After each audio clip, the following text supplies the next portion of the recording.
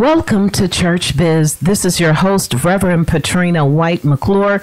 We do so thank you for tuning into WCEG Network at WCEGTalkRadio.com. We are your worldwide community empowerment group. So like us on Facebook, follow us on Twitter, follow us on Instagram at WCEG_talk_radio. And today you can call in and talk with us at area code 678-619-1402 to join the conversation that we will be having with our wonderful guest. I will introduce him in just a moment, but WCEG Talk Radio, WCEG Network is your nonprofit community radio station, so please consider making tax-deductible donations. You can give us a call to do so at 404-490-8646, and we do so thank you in advance. In the WCEG Network studio, we have the wonderful and the awesome Mr. James A. Bush, but we affectionately call him J. Bush. Welcome, James, to WCEG. Thank you. I understand this is not your first time here. Well, I've been here a couple of times, I guess. Yeah. Yeah. I'm not a newbie, I don't think. Oh, okay, good. He's family, amen. And he adds so much to everybody he comes in contact with. So everybody's watching this young man. And I first become to know you, Jay, as a vocalist at our church at Mount Ephraim Baptist Church. But before we get into all of that, can you tell our audience about you and all your what you do? Oh, okay. Well, my name is James Bush. I'm originally from, Pahokee, Florida. It's a little small town outside of West Palm Beach. I don't know what else about me. You are a teacher. Oh, yeah. I'm an adjunct professor of health sciences at a career college, but my primary function is I do career corporate training for a medical software company where I travel to different hospitals and I assist them with hospital revenue cycle.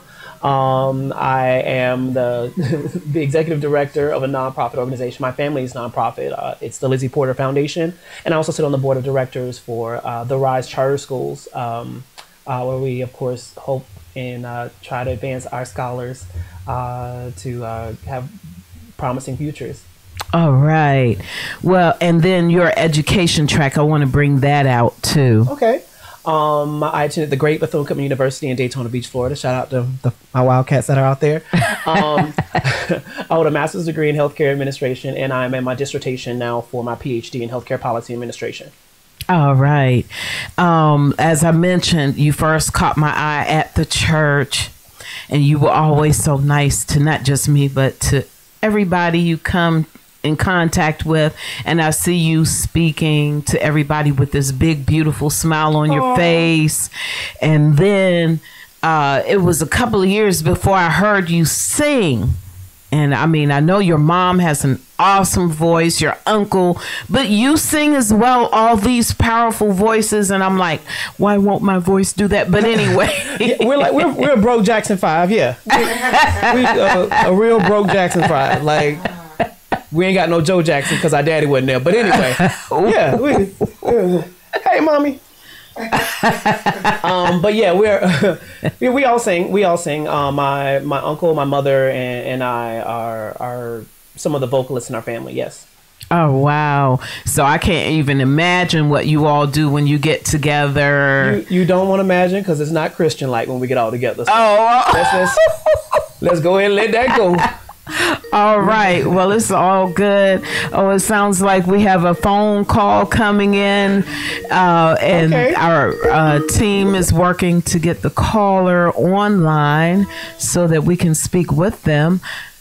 All right, caller, you are on the air at WCEG Talk Radio. Hello. Hello. How are you? Hello, caller. Can you hear us? Okay, they hung up. Please give us a call back here at the WCEG Talk Radio Studio, WCEG Network Studio. All right, so you say it's not Christian, but I mean every family, they kind of do stuff. We have a wonderful time. We have a wonderful time as a family. We are very close knit.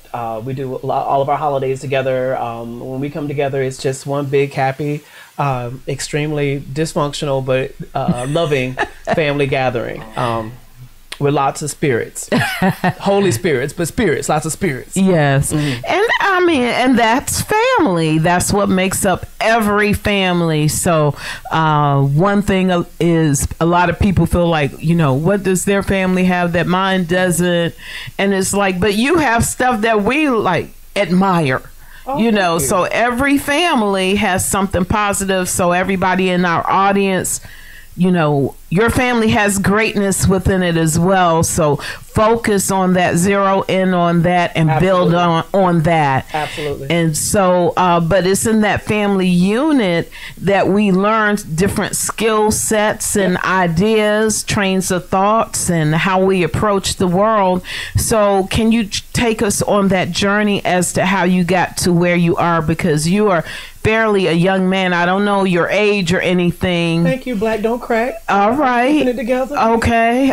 We're working on that thing. Yes. And so, but you're always nice. We love you at the church, like I said, as a vocalist. And but it wasn't until I began to notice you on social media that I started to have a different look at you as far as what you do in the communities, education wise, so on and so forth, healthcare wise. And so I kind of want to focus on the education piece for just a little bit. Okay. You said that you're an adjunct professor. Okay. And can you tell us about that? How did you end up there? How did I end up there? I want to give, of course, a big shout out to my recently passed grandmother. One of the things that she really poured into her children, all 11 of her children. I make her 12th because she called me her baby. Okay. One thing she poured into is that they got theirs. They got theirs, meaning, of course, they got their paper. Their diploma, and in her house, what she had was a wall of all of our plaques and all of our degrees. She had a whole shelf of nothing but our educational accomplishments.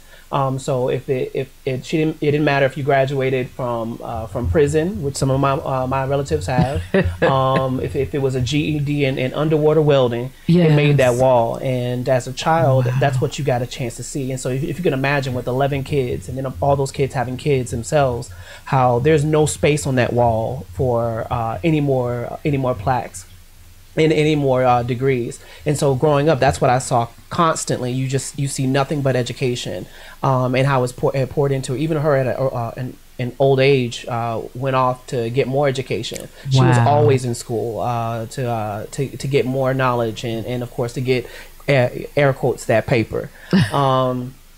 I got into adult education actually when I moved here to Atlanta in 2006. Actually at a training or a for-profit school. It's amazing because here in Atlanta there's, I want to say, roughly 15% of the population don't have high school diplomas. They never finished high school. And of course, statistically, we are really at a loss as Black people if you don't continue on to high school. If you had noticed, of course, the wage gap between us, even though you're free, even though you have the capabilities, of course, to apply for the same jobs, our wealth gap is tremendous for Black people and of course our Caucasian counterparts. You're talking about about $4,000? $4,000 is the average. The average savings for a Black family is $4,000 compared to $97,000 in a white family. That's a massive gap. Yes, it is. And so statistics show that we must, as Black people, get an education in order to just be barely equal. So as a Black man, I have no choice but to get pretty much a bachelor's degree just to make the same wages as a white man with no high school diploma. Right. Okay. So I rewind back to 2006, and I go into this classroom. I was fresh out of the Army, and I saw my people. I saw the same people I left behind in Pahokee, Florida, where we were desperate for something different. My education that I received in Pahokee was in stark contrast than the education I received in West Palm Beach, where I actually went to school. I went to a magnet school in West Palm, and while I love my people in Pahokee, we were desperate for some of the same qualities that I was, of course, receiving in that magnet school in West Palm Beach. And so in those same students in '06, those are the same things I saw at the at that level. I saw my students, I saw my neighbors, my friends sitting in that classroom asking me, Mr. Bush, what is a resume? They don't know how to use, Microsoft Office Word. And so you begin to fall in love with education because you end up seeing your same face. I see my face. I see my aunts and uncles sitting in that room.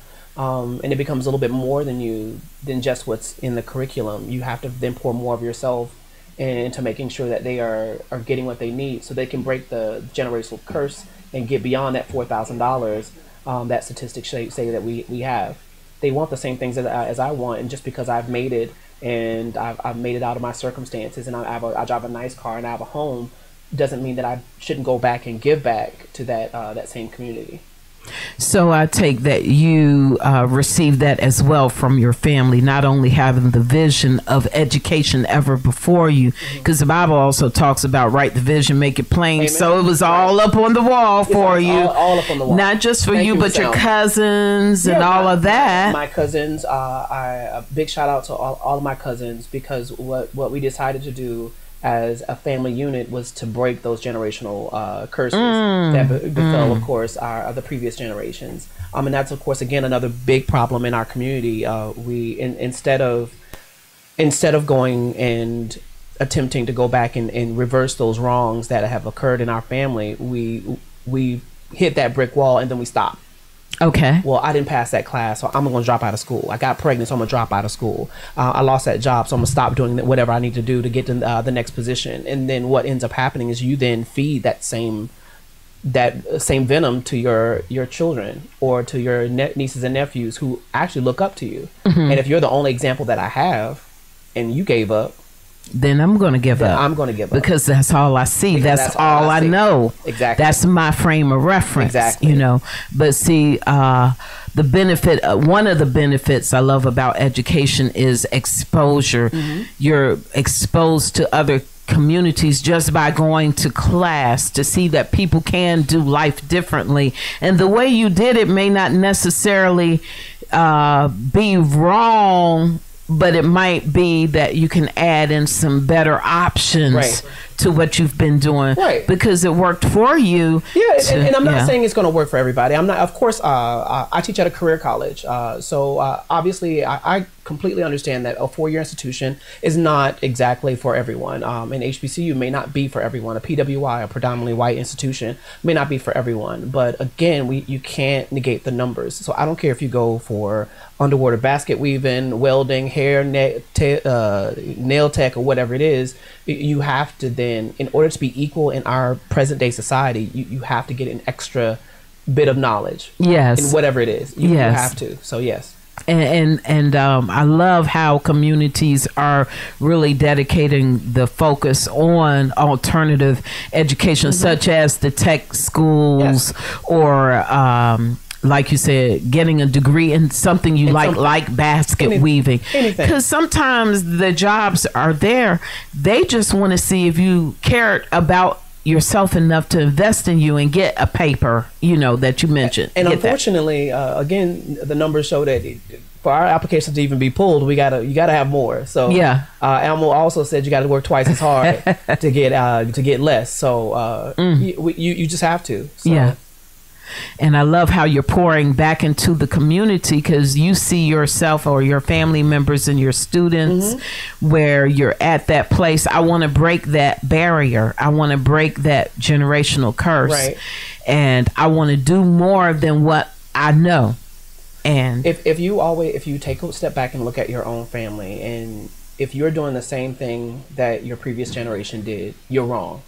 I can honestly say that my previous generation did a phenomenal job, but then of course it's time, and they did way better than my grandmother and my great aunts, etc.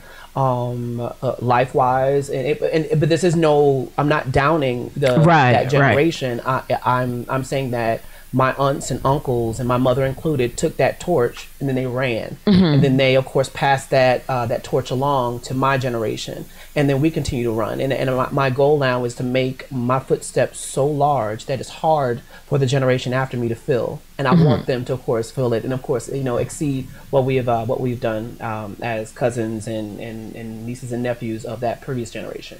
And that's only natural. Yes. Anytime you have a family unit, each generation should supersede what the previous one has accomplished. It should. It should. Okay. Should, yes. So hopefully you're listening and you're noticing some things in case your family isn't doing that. Okay. Then that means you need to change up what you're doing. Exactly. Okay. Because like you said, it's not working. You're wrong. Yeah, if you're doing the same thing over and over, you're going to keep getting the same results. The definition of insanity. Right. And there's a lot of insane black people walking around. All right. So what's the best way, besides us living what we believe, that we can share that information with others? Because I see so much potential just hanging out on the streets sometimes, or we see it in the news every day, misdirected purpose, going to... God gives everybody a platform. We've all have a platform, and we all have certain skill sets that we can, of course, attribute to society. I think one of the worst things that we do as a community is we wait for Malcolm and we wait for Martin's. All right. We wait for the next Martin Luther King or the next Malcolm to tell them what the black agenda is. You don't have to wait for Martin and Malcolm, because Martin and Malcolm are already within you. So if you take that particular platform that you already stand on, God only wants you to do is just take and step out into the light. Step out into that light that has been placed upon that stage, and then so other people can see your light, so other people can see the good works. And it might be small, it might be minute, but you never know how your positive influence can affect others. I may not get a chance to run for an office. Heaven forbid I can be taken out tomorrow, but I know that my little small pebble in that water made a little tiny ripple, but once it got to the other side, it was a big wave. And I think that's what we need to do as a people. So as you're going through your day-to-day life, speak life into a small child. You could. I work with a charter school now, and I don't have any children. I work with other people's kids, right? And I have no children of my own, because that is my way of giving back. I was actually in a classroom the other day. And I went by just to, again, monitor what's going on at the campus, and to make sure that I was being a good steward to my people. And I went into this kindergarten class, and the little boy said, "Hey," because I have a suit on, and I was actually talking to the teacher, and he said, "Hey, what's your name?" I said, "My name is Mr. Bush." "How you doing, Mr. Bush?" I said, "I'm doing well." He says, "Are you the president?" And that's a really good feeling. I mean, because he didn't say anything. It's like, "Are you the president?" I said, "No, I'm not the president." He said, "Well, you must be like a really important man." I can only imagine what that has done, or just my one presence. I may not see this child ever again. I may not see anything else, but I hope that he at least receives that positive image of that one black man coming into there with a suit on, and he thought I was a president. I'm pretty sure at the time he doesn't know. He knows that Barack Obama was a black man, so I guess he figures that any black man now who wears a suit is a president. That's a powerful thing. Yes, it is. That's a powerful thing. Yes. So I think you just remember that you have a stage. Remember that no matter what, as small and trivial as it may be, you have a stage, you have a platform. Use your platform. And so if God gave you the gift to sing, sing. And you sing to the best of your abilities. And then when you're on the street and you see somebody homeless and needs, sing a song to them. You can do it outside of church. Yes. That's how I think that we as a people can spread those gifts. Again, stop waiting for Malcolm and Martin. They're gone. Right, right. They're gone. They live inside of you, and just use whatever platform you have. When I talk to my students, I let them know that if they never seen a positive male role model in their life, they're looking at one. And here's some examples of what they can do to better their lives. I talk way outside the curriculum. I think so much so that if the dean heard, I'll probably be fired.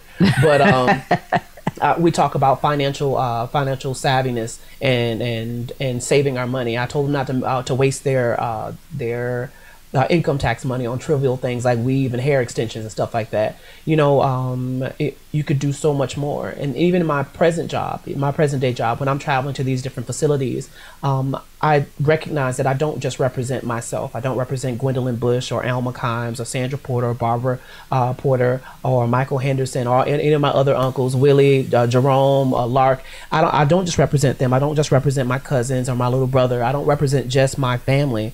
I represent a whole race of people. Right. I represent a whole race of people. Exactly.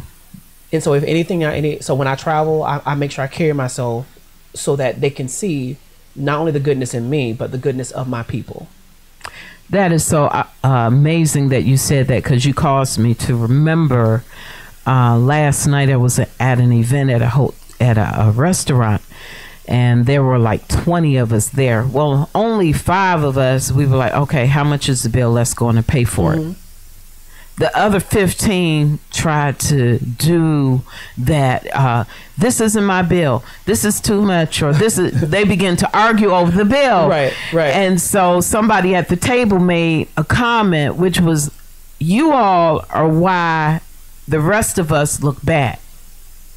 And we don't understand, to the degree, I believe, that you're not just living your life, because we are our brother's keeper, whether we want to be or not. But you have to be able to find some type of dignity within you to say, hey, it's not just about me all the time. I'm representing those people I said that should be protected, okay, and not abused by our other American counterparts. Right. Okay. And so we contribute to that, but we always like to hide in the corner, like throw our rocks and hide. Right. Hide your hands. Yeah. And say, no, that's them. I'm me. But yes, but you're contributing to the overall of us. And so we have to be mindful of that. And that's amazing that you see that, especially when you're dealing with the young people, you understand the responsibility, that burden that's upon you. We all have a responsibility. We all have a burden to bear. Yes. And again, it's much bigger than just yourself. It's way bigger than yourself. And I guess I really wish I could go back to young James and tell him that too, while he was cussing out teachers and getting suspended. Oh, wow. And it's much bigger than yourself. Lord help. I mean, but that's part of that development phase. I didn't grow out of it either. So the Rise Charter School. Yes. Tell us about that. How did you get to be a part of them? The one of the members of the board at the time reached out to me because I'm big on community health events. My family runs a nonprofit, the Lizzie Porter Foundation, and we host annual health fairs. We have another one coming up in June, targeting just specifically men's health. Anyway, they reached out to me for like fundraising efforts, etc. I got a chance to tour the campus. The particular school that I was I should say, had a very negative image. It's in the news. It was Latin College Prep. The previous executive director is serving time now in federal prison for stealing. Okay, I think I know who you're speaking of now. Yeah, that one. Yeah. So we came in a brand new board. We have of course a brand new executive director, 2 phenomenal principals, Mr. Green and Mr. Harden, and our executive director Davion Lewis. And they really, together with the board, changed the image of the institution. We changed the name, rebranding, and just changing the trajectory of what would have been another closed event in our community. Our student population, a good, forgive me, Mr. Lewis, if I get the statistics wrong, about 90+%, 98, I'm not mistaken, percent African American. We of course have a growing Hispanic population in our institution as well, and we're serving right there in East Point. But we pride ourselves in having some phenomenal technology in our classrooms and really just changing the way that we are doing education as a whole for our community. Mm-hmm. Wow.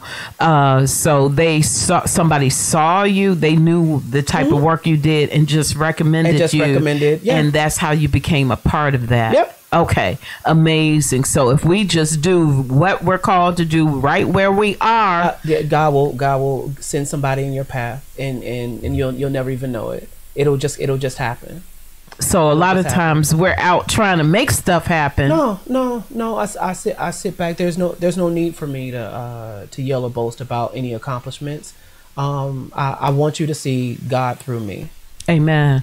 I want you to see God through me. I was in the gym, and one of my good friends, we worked together at a previous organization, and he was congratulating me on a book that I actually wrote, and he said, and I do my best to try to remain humble, because anything that God gives, He can take away. You know and so, it. I was, of course, I remain humble, and I say thank you. And he's like, I'm really proud of you. He said, because you never know that you might be the only chance a person gets to see God in person. And that really stuck with me, and I really truly appreciate those words, those kind words, because he's right. Sometimes you might be the only person that in their entire life that they got a chance to see God through. Amen. That one light in somebody else's darkness to show them the way out, and so that is phenomenal. Getting back to the Rise Charter School. Yes. Okay, so what, you're just specifically on the board of directors there? I serve as the board's treasurer and the money man, and I'm the committee chair for development and fundraising. So, like for instance, we have a great event that's going to raise support for technology in our classrooms. We're hosting our first annual 5K. It's called the Rise Fun Run. It's a 5K. It's actually on March 23rd. You can register online at Eventbrite. You can, of course, do a quick Google search for us at theriseschools.org, or it's riseschools5k.eventbrite.com. All right.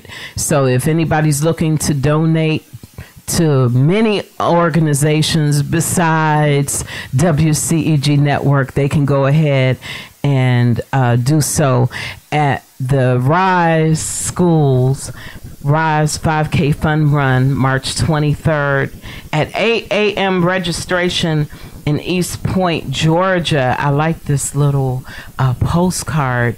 Not sure if we can see it, but like James said, go ahead and Google the Rise Schools and you'll be able to find the 5K Fun Run information. I'm not a runner, but we can contribute money, right? We can walk. You can walk. We can walk. Okay. We can do that. These are our kids. These are our kids. This is our future. Yes. So these will be the same ones that will hopefully take care of me when I'm in the old and gray in somebody's nursing home. I want to remember that I came out and I supported them and not tossing me aside. And they will. They will. Trust me on that one. Getting into the physical health, how did your family get to the place of creating their own nonprofit organization to focus on health issues, especially in the African American communities? What drove you all to that point? If you could probably imagine, I think Black people in general, or especially our Black women, have always had some hand in the healthcare of America. We've been Black women, not me, you have been midwives. You've cared for families. Everybody's had a big mama who's given cod liver oil and it just really nurtured and cared for the families. You've always had those secret recipes, and my family is no different than any other. Lizzie Porter is actually my great grandmother. Wow. So you gotta know where you came from. Okay, I like to know where I came from. All right, just in case y'all cutting checks for reparations. I like to know where I came from. I Miss Alma, before she passed away, well, I was raised by my grandmother in Pahokee, and I mentioned that she was a CNA, and she also did some farming work. But while she served as a CNA, she didn't have any child care. So she worked in a nursing home. She would take me to her on her third shift, 11 p.m. to 8 a.m. in the morning. She'd take me, of course, and we'd be in the laundry room together, folding up sheets and towels for the geriatric population of that facility. She would allow me to walk around with her and visit with all the patients as she was taking their vital signs and attending to their needs. And you're talking about a 4 and 5 year old James. Yeah. And so she would walk me around the facility. When I got sleepy, I would fall asleep on the same sheets while she pushes that cart around to go and give out meds and everything to the actual patients. So I was exposed to this at a really, really early age of seeing what caring and nurturing for other people can do. And she didn't make a lot of money for that, but she didn't require that. She didn't care about the money part. She cared about, taking care of others. And that was just her mantra. Obviously, of course, we have tons of other family members who are connected with healthcare. My cousins, both work in healthcare and both have a passion for other people. It was just something natural that we could do as a family just to kind of help out. So I can see that God's been using you all your life, because I do nursing home ministry now, and the residents, they get so excited when anybody shows up, and especially young people.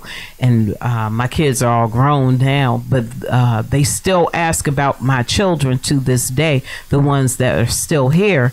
And they're like, what are your children doing? They want to know their progress, because that adds life to those particular communities. When they can see young people thriving and doing things, it's almost like they're living vicariously through them, and that adds strength to them. And so don't be afraid to go out, everybody in WCEG land. Don't be afraid to go out and visit those people who are in our residential homes, that health care homes, whether it's a nursing facility or personal care homes, what have you. Or before our foundation, I've been delivering Meals on Wheels for a long time. Oh, wow. And my great grandmother, before she passed away, she received Meals on Wheels, and just a chance to visit with our population, and not forget, of course, that was a generation that fought for you to be here. That fought for your same equalities, that fought for your same rights, that that took the beatings from police, and of course the water hose, the segregation, the having to go through the back doors. That is that generation that's sitting in those homes. So that we can be on Twitter and YouTube, and we can drive our fancy cars and not get ridiculed for that. So I think we owe a great deal to that population, and so I don't mind serving in that capacity. That is amazing. One thing I do want to bring out, how you mentioned the fact that you're single, but you're also walking in your purpose. A lot of single people are focused on relationships, getting married, having kids, or whatever, while they're neglecting purpose. Right. What would you say to that, to somebody that you notice that's in that phase? Again, you're focused on self, and once you stop focusing on self and realize, again, it's bigger than you. Before we begin the conversation, we were talking about deaths in my family, and having a death in your family consecutively for almost every year, that does weigh a toll. But one thing it does do to the family, it reinforces that bond that you have, and it flips on this switch in your brain that it's not about you. It's about what you can do to make everyone else around you as comfortable as they they can be, until of course that time is up. And because you're like, as you mentioned, I don't have to focus on finding somebody. So if it's for me, God will send that person in my direction. Other than that, that's not my purpose in life. My purpose is to make that little small ripple. All right. That's it. And hopefully there's another person on the other side of that pond who's also making a little small ripple, and our two ripples will meet eventually. Exactly. But I got to focus on my little small ripple and stop focusing on the other the waves that are out there. I know that's right. And if we could pass that on to so many other people, so that they can redirect their energies or their efforts towards being a more fulfilled person through giving to others, through being what God called them to be, through finding their purpose. And the Bible talks specifically about, basically, well, the New Testament says, seek ye first the kingdom of God and his righteousness, and all these things will be added unto you. But the Old Testament talks about how if you go out and do what you're supposed to do, then all that other stuff is going to come. Go out, build your fields, tend to your sheep. In other words, find out what you're supposed to do, what you've been called to do. Do that. Then God will do the adding. It's amazing because the Bible speaks heavily of tithing, or in of course the Black church we believe in tithing. This is just nothing but tithing with your time. Giving back to your community is nothing but tithing with time. Yeah, that's it. This is my variation. Of course, I still give monetarily, but this is my tithes. This is my tithes and offering to the kingdom. Because the Bible does tell us tithe with our first fruits. Whatever increase we get, tithe, give a tenth, a portion of that back to God. And then we'll learn how to manage the rest of this stuff. But that's a whole nother story there. Yeah, but yes, it's about the giving, the basic giving, the free will offering, and then the extravagant giving. And so, but you have to grow to that point. But we got to start off with ground zero. Hey, you need to develop yourself spiritually, educationally, emotionally, financially. And that's a huge piece. Some things broke. Y'all be broke. Yeah. Everything broke.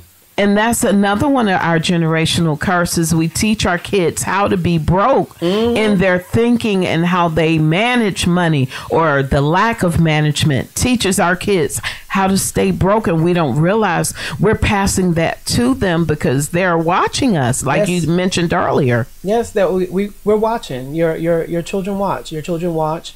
One phenomenal thing I got from my mom and my uncle, my mother Gwendolyn and my uncle Jerome, they watch coins. They watch those coins like a hawk. Like a hawk. My mom can tell you where every dime of her paycheck goes to, and that's a good attribute to have. And then for my uncle Jerome, I got the investment part and the savings.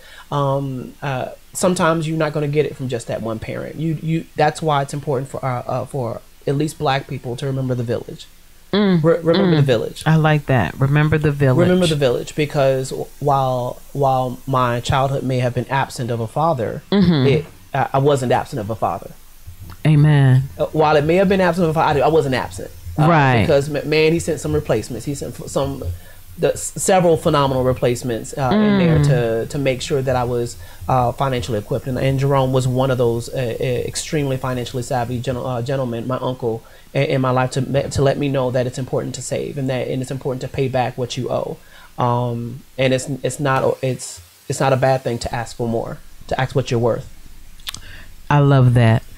Now, so how do you relay that message to the kids you come in contact with, or even your regular students at the school? I have to meet them where they are.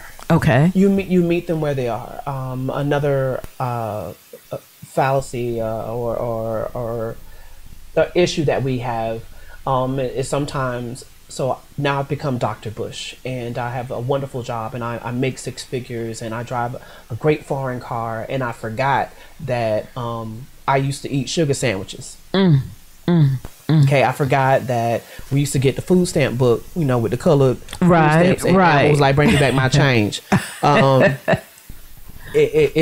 We forget, and then we get in these positions, like I'm then an adjunct. We get in these positions, and we forget that those same people sitting there, they were you. They ate sugar sandwiches. They got that block cheese. You know, the big block. You know what I'm talking about, the big block. Oh, I remember. And you got to lean on that thing to cut it. Yeah, that way was good too, wasn't it? Okay. Yeah, but they forget about the big box, or that or how you have to add water to that box of flakes, and that'll make that into milk. Okay, or when the truck will come by, and that was your actual the food pantry truck will come by, and they will give food to your family in that big old can of peanut butter with the oil that sat on top. Okay, right. So I remember. I'm a lot older than what I appear. So I remember all those things, and because I remember all those things, it's not hard for me to then see that I can't talk to them at that level. Right. I may need to come down back to my food stamp level in order to make them understand that. I tell you what, when you get your income tax money, don't run out and buy things that will depreciate in value immediately. Okay? Right. Let's not buy Jordans. Let's not buy bundles. Let's not get our hair and nails done. How about you and 4 of your friends take $3,000 a piece and open up a daycare center? Because you all got children. And if you all open up a daycare center, what is daycare? What, $600 per child? Pretty much. Right. Yeah. Yeah. Okay. $175. Exactly. Yeah. And so about a month, that's about almost $600. And so think in 3 months, not only would you have made your money back, you'd have doubled your money in that investment. Or some of us are operating as hairstylists with no license, or girl, just take a little bit of that money, get yourself a license. Start building upon your dream and your vision. I think there's so many opportunities, but again, if we want to speak to that particular audience, you got to come down. Yeah, you got to come down. And when I'm talking to the gentlemen that are in my class, we talk about how you can take that brick. Now you don't got that brick. I know you don't got the brick, and you don't sold, and you don't flip that brick. Okay, I'm not oblivious to there's a whole nother lifestyle out there. Yeah. One of which some of my families have been a part of.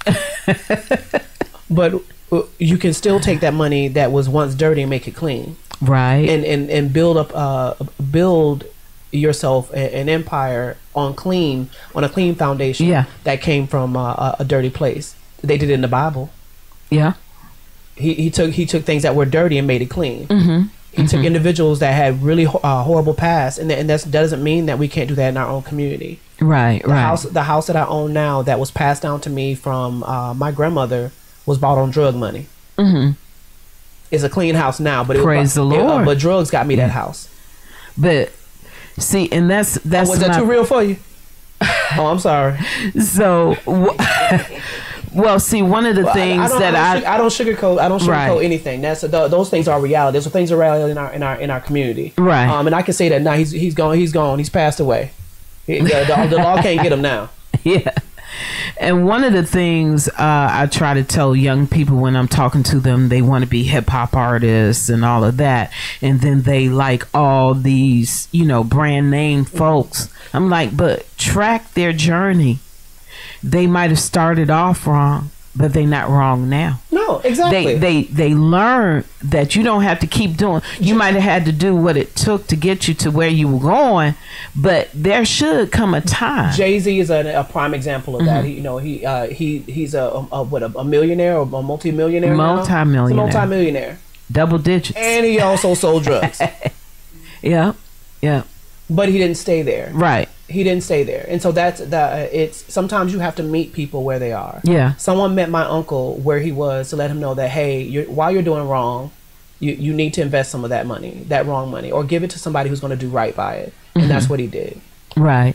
So I try to teach the difference between a juvenile mindset and a mature mindset, which says I should be able to look over my past and see what changes I need to make, that are commensurate with my lifestyle now. Absolutely. So we should keep that in the back of our heads. And a lot of this comes with experience, but sometimes we just need to say stuff because people can't connect the dots. Right. Exactly. Yeah. Exactly. And so we are called by God. If you need to share what you know with those who don't. That's part of being that light in their darkness. Exactly. Yeah. All right. So one of the things that I just learned this past week about you is how you've written a book to help us do that, to show us out of our dark situations, you know, especially with bridging that gap between the elderly communities through the middle age all the way down to the young people. There seems to be a huge disconnect, and we see it again, like when we're watching the news, all I hear is disconnect. I don't know what I should be doing. A few do, and they just choose to go the wrong way. But I don't know my history or my purpose or my value. So I'm going to go take from those who found theirs in order to make me feel better. But it's short-lived, and it always costs the people that they take from. It does. And so in your message, I'm assuming, because I haven't had a chance to read the book, that you're trying to teach them, hey, don't disregard anything any of the previous generations have accomplished, but you need to step up and learn from them so that you can be better about yourselves. Absolutely. So yes, I wrote a book. It's called You Got Me Fact Up. And you can find it on Amazon.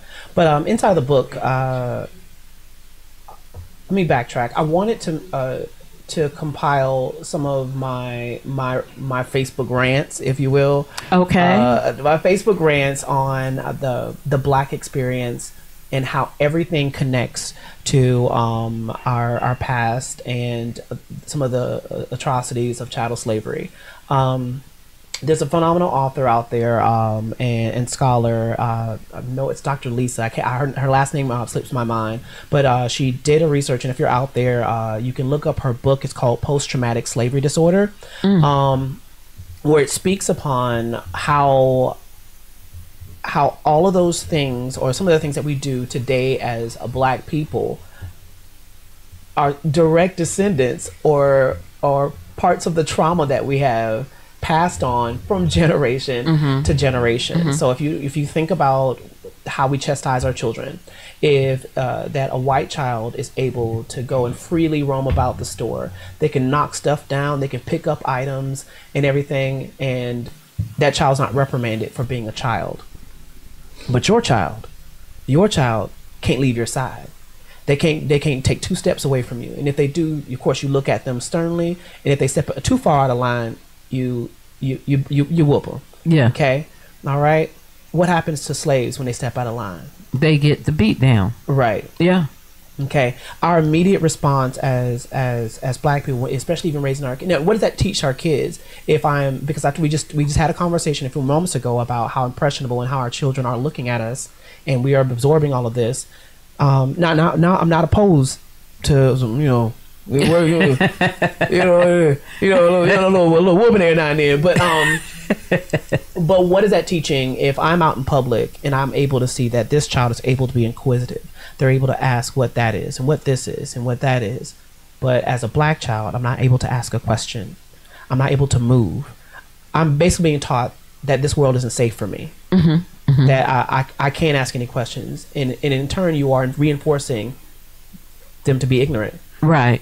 To be ill-informed, to not know some of the basic things that other children and other races are free to know. You are passing down a tradition from slavery and don't even know it.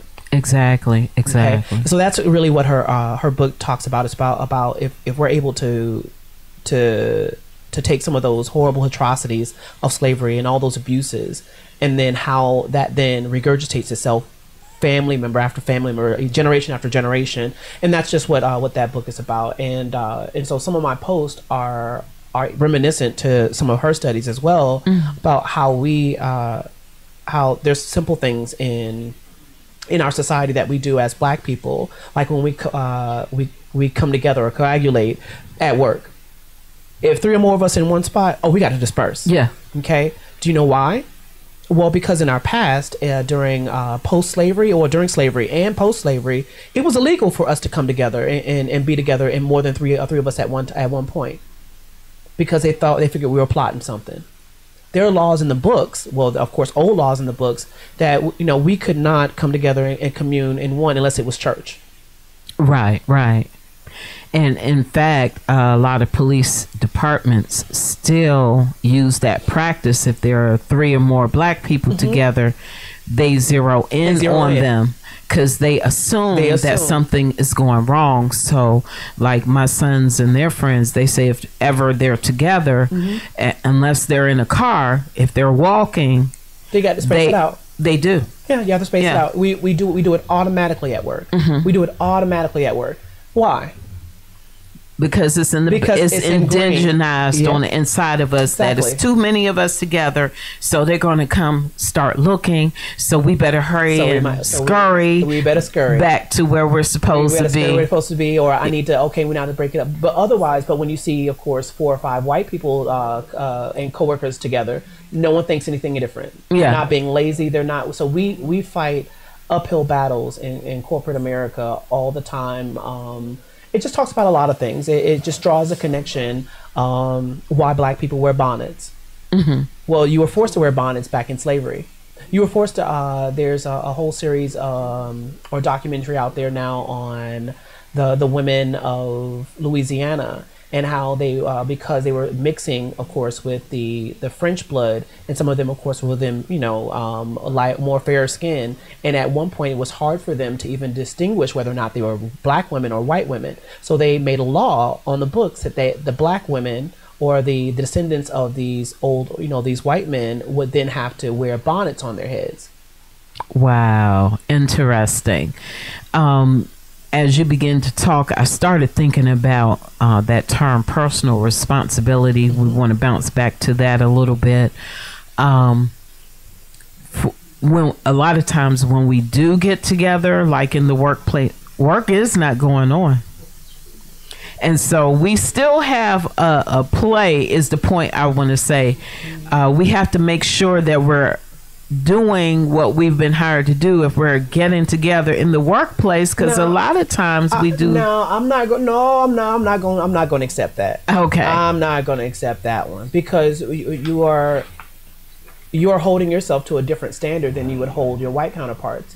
So are we then implying that white people don't not slack on the clock? No. What I'm saying is sometimes when we get fired from our jobs, we give them that stuff, and predominantly, and you're right. But my issue is not with that small percentage. My issue is, then why were you looking at me so hard and not them? But we know that in time they're going to come down too if you hang in the workforce long enough. Or let me say, through my experiences, by that time, we have to stop being so hard on ourselves, right, as a people, because that's what my book also talks about. It's just, for starters, there were 15 layers to get your application even through the door to be in that position, and you're entitled to not think about your job for that entire 8 hours. You don't have to think about that particular position that you're doing. We as black people, we're afraid to take breaks. Oh no, I can't take no vacation. Oh no, I'm gonna lose my. We are so ingrained to not view ourselves as lazy, the lazy N-word, that you go above and beyond, and then you take 5 seconds, and then you're criticized. And you're criticized for that 5 seconds. I get that that's part. The point. Okay. Yeah, I get that. But when we're talking about personal business for 50 minutes, and then we got a problem. Right. Yes, that is a problem. Okay. Yes, that is a problem. That's the point I'm trying to get to. But even with that, your white counterparts can talk about personal business for 8 hours. Right. They can. She can sell her Girl Scout cookies right there at the office with no issues. Right. Okay. But you do a school function for Laquan. If you want to, you be right there. Then it's HR. A problem. Yeah. It's a problem. And see, I work in the HR department where the roles are somewhat reversed.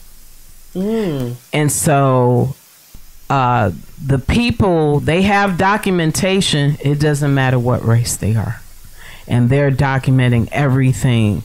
It's always somebody watching is the point. It is, and we never know who's watching. We don't know who's documenting. But we have to. Obviously, you have a very unique role. Yeah, you're in human resources. You also are in human resources in a predominantly black area. Yeah. Okay. We have to remember that just because it's not raining on your head. Yeah. Don't mean it's not raining on other people. So, like for instance, I work in the Alpharetta, the tech corridor. Okay. For me to get my position, I got my position through a white person. Okay. I'm more qualified than every other person. I have two brothers in IT. Right. I can relate. Right. I can relate. Right. So you are. I understand where you're coming from that HR perspective, but again, we cannot negate the realities that are there. Exactly. Because I mean, there is obvious discrimination still there. So I see that, but I'm saying sometimes we're fighting a losing battle sometimes because we. And that's personal responsibility, right? Some of those and that's the have point. To take personal responsibility. So you're saying, and then I think also making sure to exactly working with those realities in our history, because we're all impacted by it. If you're black here in any country, right? Because I used to live outside the country, right? And racism from America used to impact me in the other countries I lived. So I didn't escape it. Right. It followed. It was there before I got there. So I know those realities. I've lived it. I still go through it. Absolutely. But I'm saying, let us not forget about that personal responsibility piece. We all have personal responsibility. And I think, again, that's something that I write about is making sure that you recognize that. And so because I recognize it, I know I can't get too upset at work. I know that I can't step out of line, or I can't make too many. I don't make any apologies. I'm very unapologetic about everything.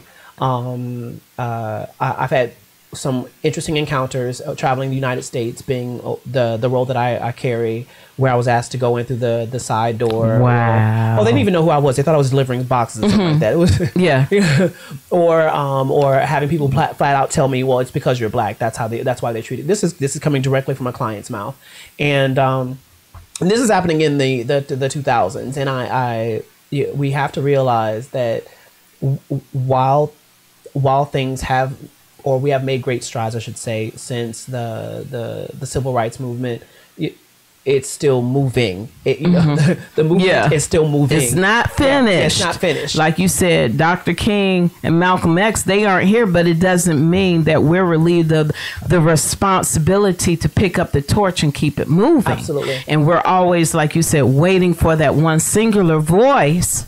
And when it's a conglomerate of voices, and it just so happens that a few step out and say, hey, I'm going to take up this mantle and I'm going to speak on behalf of my people, discrimination, period.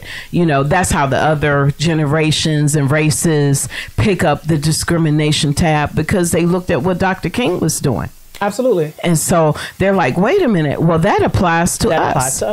And so now we got all kinds of movements. Now it's the women's movement. And I'm not knocking it because I'm a woman. Right. But, you know, that's been since our history of women, that women have been in the back. Exactly. And history shows that black women weren't even included in the initial movement and are barely included in this one. Yeah. So... And then I saw a little caption on internet last night. Now people are saying why women don't like the march or the movement. I'm like, wow, you know, everybody's not going to like everything. Everything isn't for everybody. But do what you can to empower those that are around you. And in our case, we're talking about our particular communities, you know, because sometimes, and see, one of the other points I wanted to bring out, you're not talking about using our history as an excuse to not do better. Exactly. Yeah. Exactly. I think I will say that there has been a shift. And this shift came about in 2016 when 45 got elected as president. I don't say his name. Okay. Who wants to? The shift is because I think we were lulled into a sense of security after President Obama's election twice into office. And then most people, remember there was like this whole thing about we are living in a post-racial society. Post-racial. It was being thrown around. And then, you know, but thank God now for social media. And of course for the rhetoric of 45. Because the rhetoric of 45 showed you that he wasn't just elected on his own. That's 35% of the population who believe like him. Like him. Yeah. I like that we had to have that reality check. You have to have that reality check to know that the work is not finished, and it won't be finished. As long as there's study your timeline. Study your timeline on your social media, and go back to 2016 when all those people were like, oh, it's just not a big deal, you know. And to black people, we didn't have to be told that a certain person was racist or whatever. We know, we know, yeah. You know. And so all the things like what Michael Cohen was saying here in this most recent statement about Donald Trump is a racist. He's a so-and-so. And we're like, tell me something new. Yeah. Tell me something new. These are things that we've known as a people. But I love that other people are waking up to see it. Something profound happened on Edmonds Bridge. Social media. Black folks, y'all have been getting whooped and hosed and tore up. God bless y'all, because I don't know how y'all did it. But y'all were getting tore up for a long time. Yeah. But on Edmonds Bridge, America saw it. America saw it. And so now social media is the new camera, or that black and white camera on the Edmonds Bridge now.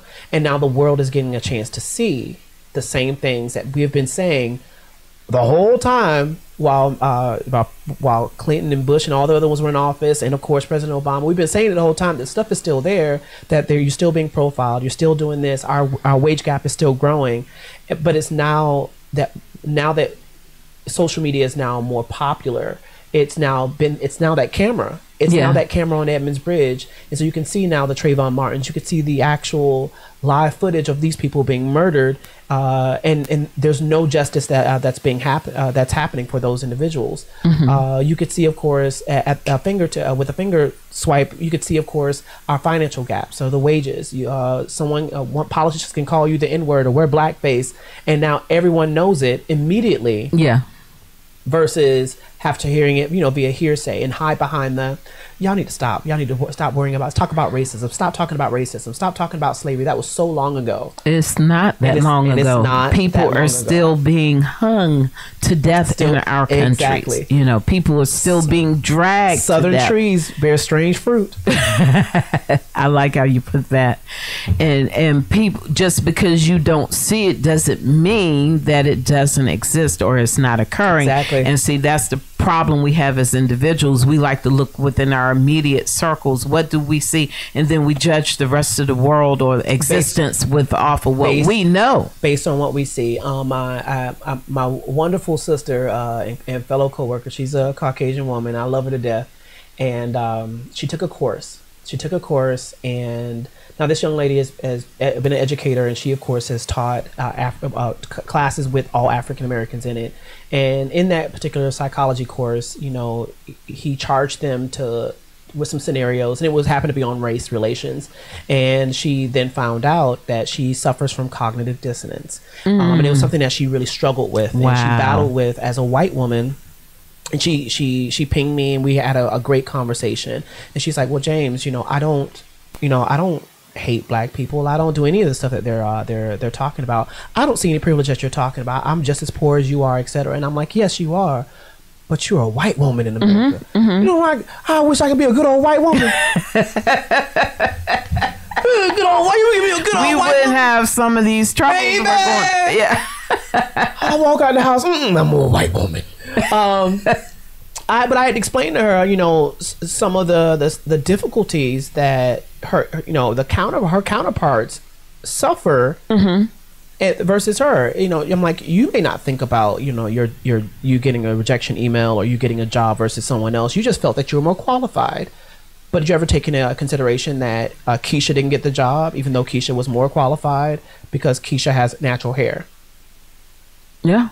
I'm like, did you ever think that because Keisha was born with natural hair or kinky curly hair, Keisha now has to spend her lifetime applying chemicals and straightening combs and losing her edges and premature balding, that will be passed on from not just her to her daughter and her daughter's daughter, based on those chemicals that she's now putting in her body, because she has to apply herself to a European standard in order to just get a job. Yeah, yeah, and it's because I see that a lot as well. And I remember you reminded me, I had a similar conversation with a Caucasian male many moons ago, though. And we were in a different country, and I was driving. I'm black, female, in a Muslim nation, driving a vehicle, and it was outlawed at that time. Why was I driving? Is because he was scared to drive in that country. Wow. And I said, you don't know your worth or your power. And I would recommend that he was older than I was. I said, I would recommend you learn that, because you can go anywhere. You can go anywhere. You can do anything you want to. Opportunities are available. One, because you're white, and then you're a male. You're automatically making more money than me. So why is it that you don't know who you are? And then what ends up happening, because he's scared, I get apprehended by the police. Wow. Now, he did stand up later. Right. Because I'm in this because of you. Right. Because you don't know who you are. Right. Yeah. So I can get that conversation. There's a whole, and it was a beautiful conversation. And, you know, I told her, I'm like, just because of these, it doesn't make you racist. It just means that we all have ingrained, this is black people included, we all have ingrained prejudices that have been taught. And these things have been taught and have built in our subconscious. That takes us back to the little child being able to do one thing and another child not being able to do another. These things become in your subconscious, and then you only see, or we see in this tunnel vision. So that same little black girl growing up in the hood only sees, of course, in that tunnel vision that this is her present day circumstances. And I told my friend, because you don't suffer the atrocities of racism, you don't see racism. I can't, you can't come to me with that I'm colorblind thing. I'm like, I told her, hey, you know I'm black, right? You see color. You see color, but we had a great conversation, and she understood afterwards. And I think there's a lot of great, and I call them woke white folks. There's just tons of great woke white folks out there who have great intentions, and they do what they can do to make sure that they help us fight this battle. Because in America, we're only 15% of the entire population. Right. So even if we all fought back at the same time, we're still outnumbered in this particular battle. The civil rights movement didn't just occur with just black people. There were a bunch of woke white folks that came down on that bus that lost their lives too. Yeah. There of course during the Underground Railroad, there were white families that took us in and held us in their basements and ran the risk, of course, of being murdered themselves for that. So there was tons of white abolitionists that stuck in. That's also in my book too. Oh, good. So we have to just take the time sometimes to just educate that our Caucasian counterparts. I do remember once 45 was elected, and she was, I went back to work, and of course I was in a solemn mood, and I'm being nice about it. Yeah, I'm being nice because I know this is the Christian. Talk. Lot of us. This is Christian talk, and I don't want to say what with my heart. With my heart, I told you what kind of family I came from. And I was talking to my coworker, and she's like, "Well, don't worry about it. It's not a big deal. It's not a." And she had no idea what magnitude that was to us, because we, again, presidents being racist to that's nothing new to black people. We know that. Of course, we've not, but not in blatant fashion, just in your face. And I had to break it down to her. I was like, "Did you not see some of the supporters?" So I pulled up my phone. I said, "Did you missed the whole KKK, the whole rallies thing? You missed that part. Okay. Wow. You missed the S-hole nations. You missed all of that. I was like, do you understand that I have to travel? Because I remember I travel, and in some of these places, I don't always go to big cities and beautiful cities. I go to some rural places, like Great Bend, Kansas, where I got off the airplane, and I was stared at from the time that I landed to the time that I had to drive my 3-hour drive back to that major airport, because in that little small town. As I was directed by the hospital staff, in that small town, black people don't live on this side. She said, "You are an anomaly walking around here.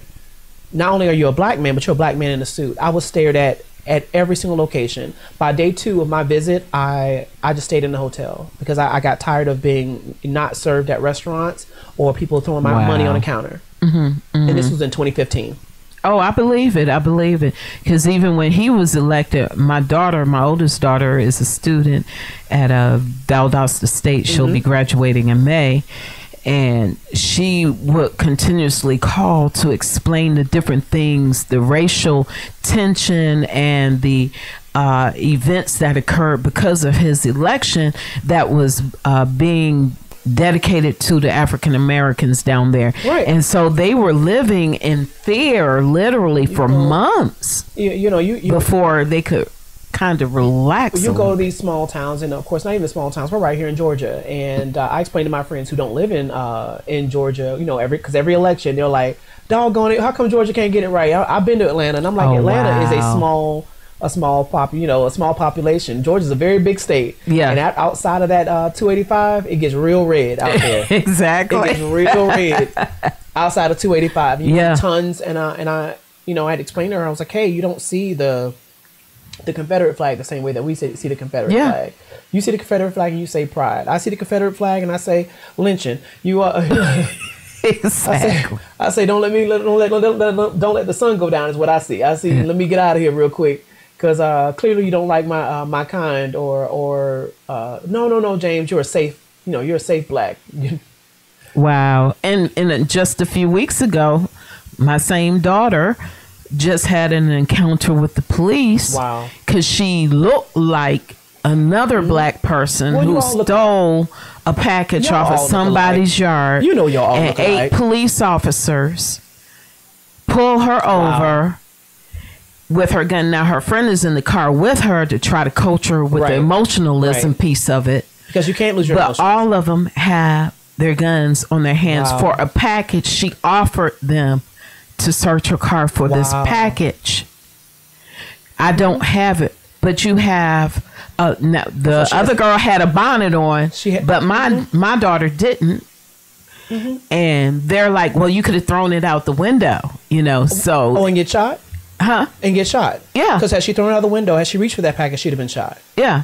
But she's like, search my car. Then they tried to set her up. This was just about a month ago. Wow.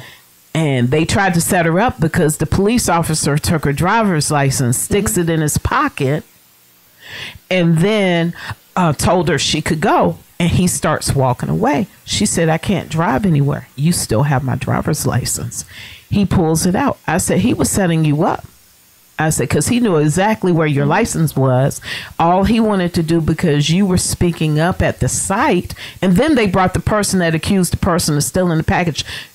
She had to wait over an hour for them to get that person there to ID her to see if that was the same person. And so did it take 8 officers? Exactly. For 2 females? Well, it was her and a black guy in the car. Did it take two? No, it didn't take. It didn't take 2 hours. Yeah, all you had to do package? Was did they rob a bank? Exactly. Something I wasn't aware of. Yeah, but these are the things that won't happen in Alpharetta and Buckhead. Yeah, Alpharetta, Buckhead, Valdosta, Douglasville. Right. Exactly. I've been pulled over numerous times just because I'm black and female driving. Because you're guilty. Yeah. And then we got to remember that you. Then we got to prove our innocence. Because you're guilty. Yeah. Right. You just look guilty. You look like that type. It is what it is. Yeah. So yes, if you're black in America, you just. It's like even with the Bill Cosby thing, the white counterparts, they try to hush it up under the table as much as they can. Weinstein they try is to actually going to court right. But how much media coverage is he getting? Not much. Because we got R. Kelly, we got Jesse, we got we got Michael redirecting our attention to the black incidents or reports or whatever, but nobody wants to report on our white guy that was caught for doing the same thing. Yeah, they put him in the news, but now that you got somebody else to piggyback off of, let's look at them. Don't look at this over here, what's going on over here. I think sometimes we can they feel that we can't do 2 things at once. we cannot condone a certain behavior in our own community and want to see justice across the board for others. I don't condone the things or the items or that R. Kelly or the alleged allegations on Michael, and I say alleged because he was never proven for Michael Jackson. But we overlooked Elvis Presley and who had a 14-year-old wife at the time, or the Weinsteins in lieu of looking at Bill Cosby. So it's easier to have a brown villain. It's hard to have a white villain. In America, it is. It is. It's easy to have a brown villain. Well, you were shot because you had a hoodie on and you were walking through this neighborhood. I mean, you could have just easily announced who you were. Why were you here in the first place? Yeah. Yeah. And then are you aware of the new hoodie law in Atlanta? Oh, wow. Yeah, it's been in place since sometime in 2017. It's illegal for people to enter restaurants or government facilities with their hoodies on. And so some restaurants, they'll kindly post a little note even on though the it door. gets 20 degrees here. Exactly. Okay. And I'm like, okay, boys, watch yourselves. So it's like, take time to read that little fine print that some of these places put out. And that's not for those communities, it's for us. It's for us. And this is why it's more important now. And again, I'm very happy again for the 2016 election, because had we not had the 2016 election, you would have had Hillary, and then you would have again been lulled back into that comfort level of everything is fine. Look at, we're progressing. We had a black man, we have a woman. You needed this. We needed this shakeup. We needed this shakeup to wake us up and to be more active. And now you're seeing us coming out in mass numbers to vote. You see more, and now we still have more work to do. I'm not saying that we don't, but you're seeing younger people now, generations who are now born in the 90s, in those 2000s, more conscious about the things that they're not seeing, of course, in their communities. And so, oh goodness, I hate to say it's a necessary evil. Yeah. He's a necessary evil, ugly man, but he's a necessary evil nonetheless, because it's reinforcing some things that we need to do as a community. All right. Oh, so I love how you said that we need to just realize that we are still called to this political arena. Even Jesus had to address politics. A lot of someone just told me earlier this past week. Again, I'm just not a politician, and I'm like, but you're a Christian. Okay, wow. How do you see? But you are a politician. Exactly. Even the way churches, especially black churches, are ran. It's run by politics. Yeah. You have mothers boards. You have boards. Lord have mercy, deacon boards. These are nothing but governing bodies. Yeah. If you want to look at, you have the Senate and you have the House, and the pastor serves as the president of that, and he has a cabinet of people. That just nothing but politics. If you don't want something to happen in church, you voice your opinion, don't you? Yeah, exactly. And if you don't want something to happen in your community, you need to voice your opinion. And the way that we voice our opinion is by voting. It's an atrocity when you see somebody that's black and young and they say they don't vote.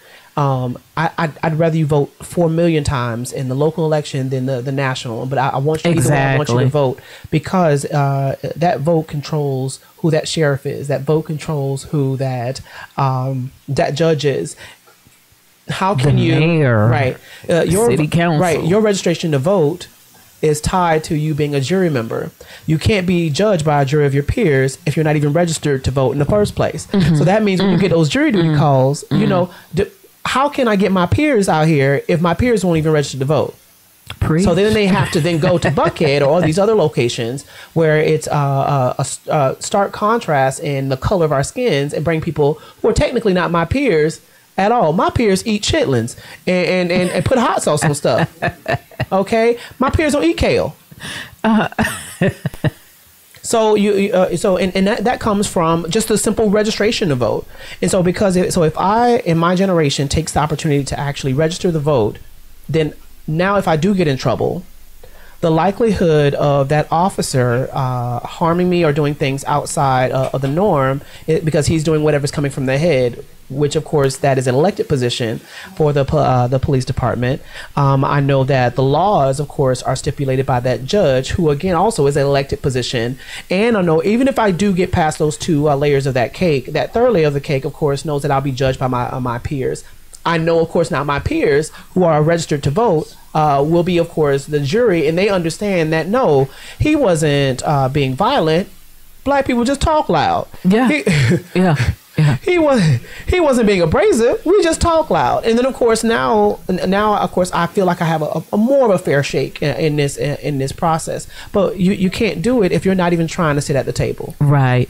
And especially around the 25 and under club, I'm noticing a lot of people still don't see the power of their vote. Mm-hmm. And so I try to paint a picture of, remember those stories about your great grandparents getting beaten and killed because they wanted to vote. I said, if they sacrificed their lives, shed their blood in order to have paper to match their words and their feelings and their thoughts, what do you think that means to you? How do you not connect where you are now with those events in our history? Because they were taught not to. Weren't taught. Oh, they weren't taught at all. Yeah. Because like you talked about earlier. Because they were taught not to, and they weren't taught at all. Our history books had 3 pages. You had Martin Luther King. No, sorry. You had slavery, Abraham Lincoln, Martin Luther King, and you turn the page and it's another white man in a wig. So yeah.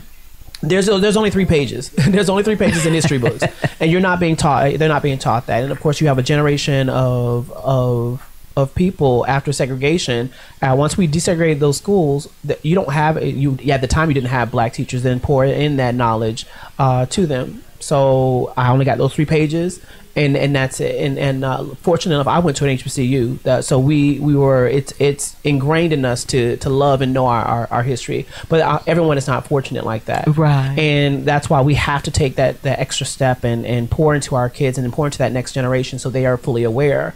I think now, those unfortunately but fortunately, those Trayvon Martins and those Browns and those Sandras, because they get the opportunity now to see that has now become their new dogs and their water hose. And you know, the Black Panther Party has now been replaced with Black Lives Matter. You know, so they have new reference points now. And it's causing them to really wake up. And I know, again, they have a lot of work to do, but there's so many new reference points now for them that it's causing, like, you know, these great awakenings. Take Ferguson, Missouri. Prior to, of course, that incident, you have a densely populated area. I forgot the percentage of black to white, but that area was densely populated with African Americans. So much so that there shouldn't have been a reason why the chief and the DA were all of Caucasian descent. You were supposed to have representation. They didn't have representation like that on the police force or, of course, in those higher positions of power. And they didn't have that because while they were so densely, I think 80-something% populated with African Americans, less than that, almost 8% only voted. Right. But what happened when they turned around and they voted? They were able to get rid of all of that. Yeah, all of that. All of it, because they needed that awakening. You just finished speaking of, to show them this is at your fingertips. You have to do something in order to get what you want. It's not going to just happen because you think about it, because you feel like it should happen. You have to do. And that's a principle, a life principle about anything that we want in life. You have to do in order to get. Okay. And so that revelation came to them because they had enough of our current African American civil rights leaders to zero in on that community to teach them. Like, and then they leveraged social media and the Black Lives Matter movement, and they partnered with those wonderful leaders from our past to push this narrative forward.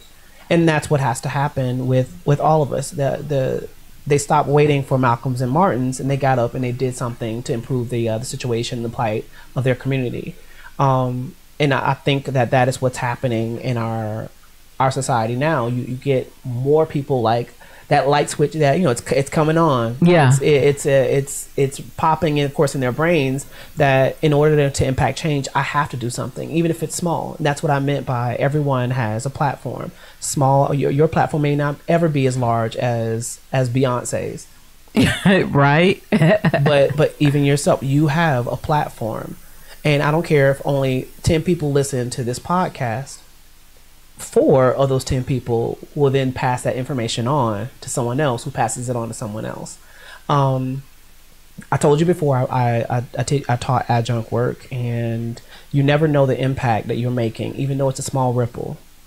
Even though that was a small certificate program, and that was probably maybe 10 years ago, I had one of my former students invite me to their college graduation at Howard University. Wow. Right now he's serving over in Ghana. And when I met this young man, he was working on a small 12-month program. He wanted to quit every other class. So but you never know what impact you have on someone, even though it's minute. And so if I leave this earth today, I know I help someone matriculate through an institution. I change the trajectory of their lives, of course, with other people, obviously, but you can make that very, very small impact. And I stopped it from being a statistic. And that should be everyone's goal, to stop someone else from being a statistic, to help break down those generational curses that haunt our people. I love how you put that. So if anybody wanted to get in touch with you, how would they do that? I'm J.A. Bush on social media. I'm J Allen 117 on Instagram. They could, of course, I think, probably reach me via Amazon. There's comment sections there by looking at my book. You Got Me Fact Up. Yeah, I love that title. I love that title. Well, it's a play on words. Yeah, so, I told you Alma was a cusser, so and I can't put the big word on the book, but I think as a people they got us fact up sometimes. All right. And so everybody, if you can, go to and on Facebook, you're J Bush. Yeah, J Bush. Yes. So when I saw James, I'm like, oh, okay. Well, since you got to stop the stalkers. Yeah. I know they be on you. Yeah. Yeah. And so this is a copy of his book. I don't know if we could get that, but you can look that up, everybody. Oh, you found it. Wow. I'm all fact up. So learn your facts, everybody. Right. Yeah, I'm talking carefully. Yeah, when they talk about your circumstance, right? I'm gonna say it fast. When you're talking about circumstances that affect my community, or when they're talking about your family, make sure they get their facts straight. Right. And so everybody, get it together. You can do this. You can be beyond being basic. Okay, find out your own sense of self-worth, your purpose.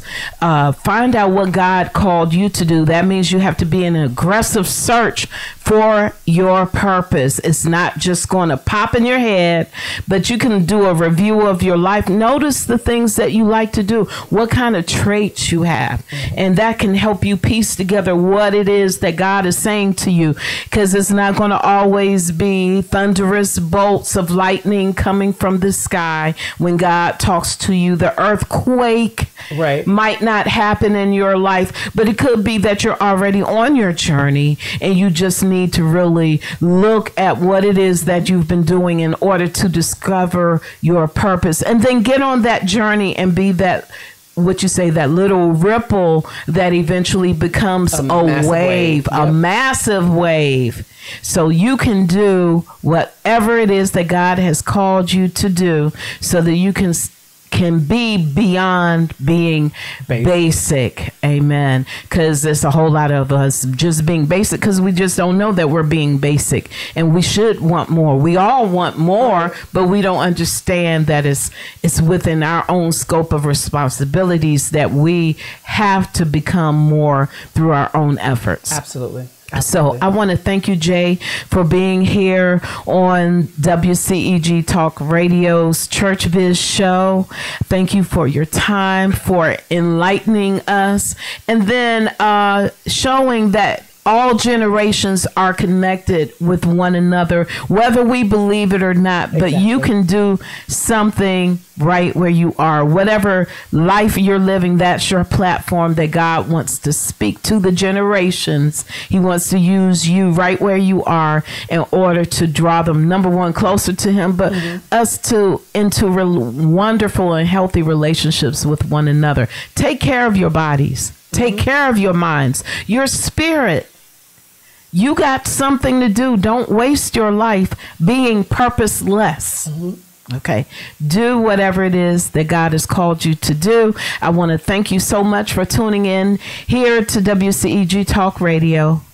We love you, and God bless. Until next week, we'll come with you or come at you with another show, and that's going to be talking about workplace relationships between the employer and the employee. So everybody be blessed. Live your life. Bye.